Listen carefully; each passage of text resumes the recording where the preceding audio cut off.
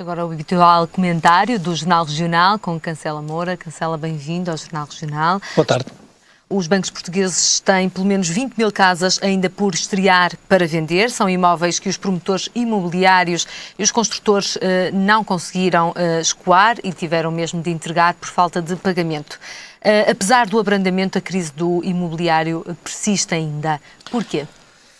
Não, eu acho que é notório que o primeiro setor onde se pode verificar com maior acuidade a crise, sobretudo a partir de 2008, foi esta. Portanto, a acrescentar aquilo que Delfina estava a referir quanto à crise imobiliária, eu tenho um dado pessoal, por experiência profissional, talvez em 2002, 2003, onde nem sequer ainda se falava em crise, havia um grupo bancário, eu até diria um bocadinho também já ligado ao imobiliário, que era o grupo TOTA, que incluía o Crédito Predial Português, que na altura já teria um leque de imóveis na ordem dos 25 mil, o que significa que, efetivamente, a própria crise deve ter agravado e de que maneira este tipo de situação. Aliás, para complementar esta informação, dir-se-ia que, por exemplo, os 2 últimos anos, 2011 e 2012, houve muitas entregas de casas ao banco, mas desengana-se quem pensa que foram só as famílias que estiveram, de facto, em situação difícil.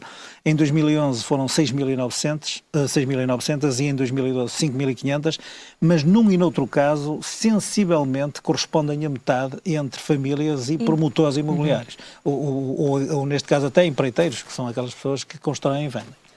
Portugal já não pode ter a economia alicerçada no setor da construção. Parece-lhe perigoso ou não? Pode ser um setor em que ainda se pode apostar como saída rápida, por exemplo, para os indicadores de desemprego? Quer dizer, isso é uma moeda de duas faces.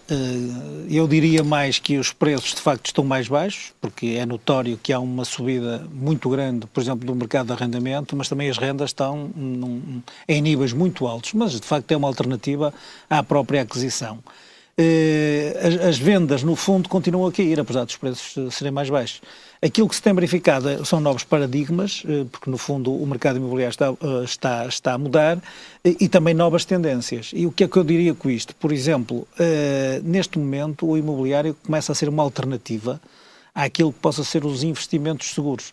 É visto neste momento como um investimento bastante seguro a questão de uma aquisição. Por isso é que grande parte das imobiliárias, e aqui inclui as 3 maiores, que são a Era, a Century 21 e a Remax, que em qualquer uma delas têm subido substancialmente, e de uma forma que eu acho que os portugueses até nem conhecem, o número de casas que são vendidas a pronto pagamento, precisamente como forma de investimento. Por exemplo, das 21.450 casas que eventualmente foram vendidas, cerca de metade, ou próximo disso, foram vendidas a pronto.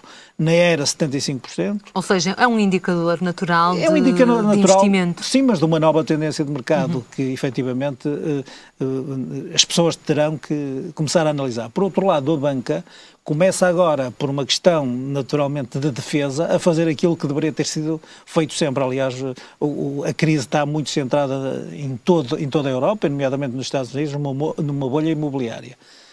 Isso criou muitas imparidades bancárias e os bancos, neste momento, acabam por fazer uma coisa que deveriam ter feito desde sempre, que é exigir a quem quer adquirir uma casa um capital próprio na ordem dos 20%. E fazer avaliações mais próximas daquilo que é a realidade, porque havia sobreavaliações que criaram as tais imparidades e que tornaram... Empréstimos de 100% do capital. E muitas vezes muito para além dos 100%, isto é, muitas vezes emprestava-se os 100%, mas acrescentava-se a isso, por exemplo, um crédito pessoal para recheio de habitação, um conjunto de coisas que os bancos, são erros que os bancos terão que aprender a não repetir. Mesmo assim, o problema no mercado imobiliário liga-se ao crédito à habitação e causa pelo menos 2 problemas aparentes à banca. Primeiro, fica sem o juro do empréstimo, sem, portanto, o pagamento desse crédito, e depois um imóvel vazio.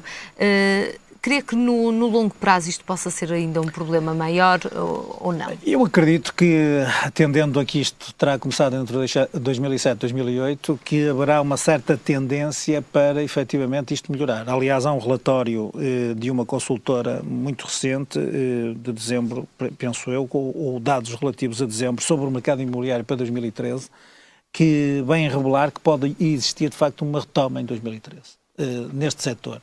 e isto baseia-se essencialmente na maior flexibilidade que os proprietários vão ter, porque vai ser necessário liquidez, porque naturalmente os proprietários... Se não se vende rendas, por exemplo? Por exemplo, isso será uma das questões. Depois, as alterações legais e fiscais, porque repara, aqui também ao nível fiscal, as câmaras vão deixar de ter aquele maná que era a construção, as licenças, e portanto vai ser mais pelo imposto municipal, por exemplo, sobre imóveis, que no fundo é aquilo que falta taxar com mais agravamento, e portanto as alterações legais de que falo têm a ver com aquilo que nós também já falámos cá várias vezes, com as novas regras de incumprimento na própria banca, onde o último recurso à entrega da casa antes tem a possibilidade, por alterações do agregado ou por perda de rendimento, de fazerem negociações sucessivas relativamente a isso. E depois estas questões, no fundo, apesar da contração da própria economia, que é previsível em termos das medidas orçamentais, estima-se que efetivamente haja em 2013 alguma mexida no próprio mercado. Há aqui alguns indicadores que se poderiam dar, por exemplo, julgo que 2011 foi o resultado mais baixo da última década, por exemplo, em termos de escritórios, no setor, neste segmento de escritórios no imobiliário, com 88 mil metros quadrados, o que significa que houve já em 2012 um aumento neste setor de cerca de 16%, que é um bom indicador para isto que eu estou a dizer. Se somarmos a isto todas as outras tendências que existem, as casas serem mais baratas, haver um mercado de arrendamento maior, que efetivamente o crédito mal parado, por exemplo, ao nível da habitação, com a correção que eu agora referi da banca, pode começar a decrescer, eu penso que de facto a retoma pode ser interessante este ano. Tenho mesmo que passar para o segundo tema e é apenas uma questão. Há muito que se fala nas gorduras do Estado, nomeadamente no excesso de funcionários públicos, mas Portugal está abaixo da média da OCDE no número de funcionários públicos e também nos salários pagos. Nos 21 países que integram a organização, o peso do emprego das administrações públicas é de 15% da população, contra os 11,1% do nosso país. Os recursos humanos podem aqui ser, Cancela Moura, muito diretamente uma falsa questão dentro das tais gorduras do Estado ou não? Pois isso é um bocadinho contraditório, porque esses elementos são de um organismo oficial, mas nós neste momento estamos confrontados em termos de relatório, um relatório polémico do FMI, que teve também a participação do Banco Mundial e da Comissão Europeia, no passado mês de dezembro, que refere como uma das medidas mais importantes, por exemplo, a redução de entre 10% a 20% de funcionários na função pública e a redução de 3% a 7% nas remunerações e, eventualmente, até 30% nos próprios suplementos. Isto significa, para as pessoas terem uma ordem, para terem alguma aproximação à realidade, que os 4 mil milhões de que se tem falado, segundo a FMI, segundo este relatório, cerca de metade estaria resolvido com esta redução de 10% a 20% de funcionários. 2 mil milhões de euros? 2 milhões e 700 mil seriam correspondentes a esta redução de cerca de 20% de funcionários públicos. E haveria, se houvesse uma redução da remuneração, entre 3% a 7%, poderiam caber aqui mais 760 milhões de euros, o que significa que, efetivamente, esta contradição aparente entre organismos será para refletir. Convém dizer que este relatório é meramente consultivo e que aponta também para meia dúzia de classes privilegiadas, bem remuneradas acima do nível que é normal. Que depois mexem com toda a média. Que deveriam ser revistas, como os polícias, os militares, os professores, ou os médicos ou os juízes. Portanto, são situações que efetivamente terão que ter o devido acompanhamento do Governo nesta negociação com a Troika. Cancela Moura, obrigada pelo seu comentário neste Jornal Regional. Até 2 a 8 dias.